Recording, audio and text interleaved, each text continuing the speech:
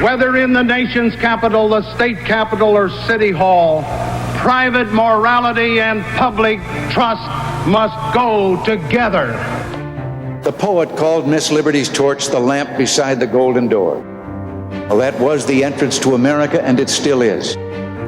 The glistening hope of that lamp is still ours. Every promise, every opportunity is still golden in this land.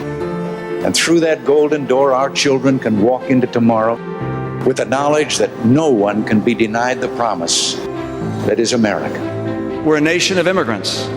We're the children and grandchildren and great-grandchildren of the ones who wanted a better life, the driven ones.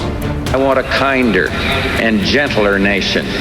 And we've got to leave that tired old baggage of bigotry behind.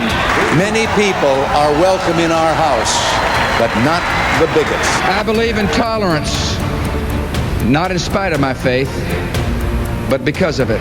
The right of each individual to be recognized as unique, possessed of dignity and the sacred right to life, liberty, and the pursuit of happiness. But if there's anyone who has mistakenly attached himself to our party in the belief that we are not open to citizens of every race and religion, then let me remind you, tonight this hall belongs to the party of Lincoln, and the exits, which are clearly marked, are for you to walk out of as I stand this ground without compromise.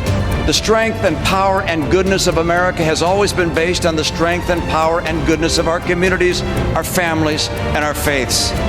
And I believe America is ready for a new beginning. It will not be obtained by the sordid politics of pitting group against group. Much more unites us than divides us. The presidential campaign is more than a contest of candidates, more than a clash of opposing philosophies. It is a mirror held up to America. I see only Americans.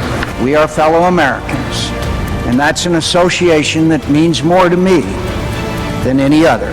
Is it a measurement of who we are and where we come from and where we're going? We have it in our power to begin the world over again. Though wounded and scathed has outlasted revolution, civil war, world war, racial oppression, and economic catastrophe.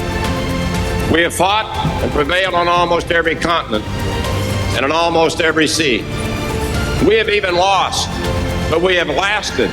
Greatness is found when American character and American courage overcome American challenges. I'm not running for president because I think I'm blessed with such personal greatness that history has anointed me to save our country in its hour of need. I do not need to take your pulse before I know my own mind. I do not reinvent myself at every turn. I am not running in borrowed clothes. My country saved me, and I cannot forget it. And I will fight for her as long as I draw breath, so help me God. For greatness lies not in what office you hold, but in how honest you are, in how you face adversity, and in your willingness to stand fast in hard places. The making of a world that will be fit for our children to live in. To occupy the land with character. In our best days, we can feel the vibrancy of America's communities, large and small. The destiny of mankind. The making of a world that will be fit for our children to live in. Hangs in the balance. That future is our destiny. After all of the shouting and all of the scandal, after all the bitterness and broken faith, we can begin again. That future is out there. It is waiting for us. We must use our power wisely. Our children deserve it. Our nation depends on it. For the good of all our people. Every tomorrow has two handles. We can take hold of it with the handle of anxiety or the handle of faith. You and I have a rendezvous with destiny. We'll preserve for our children this, the last best hope of man on earth, or we'll sentence them to take the last step into 1,000 years of darkness. Our work is not done.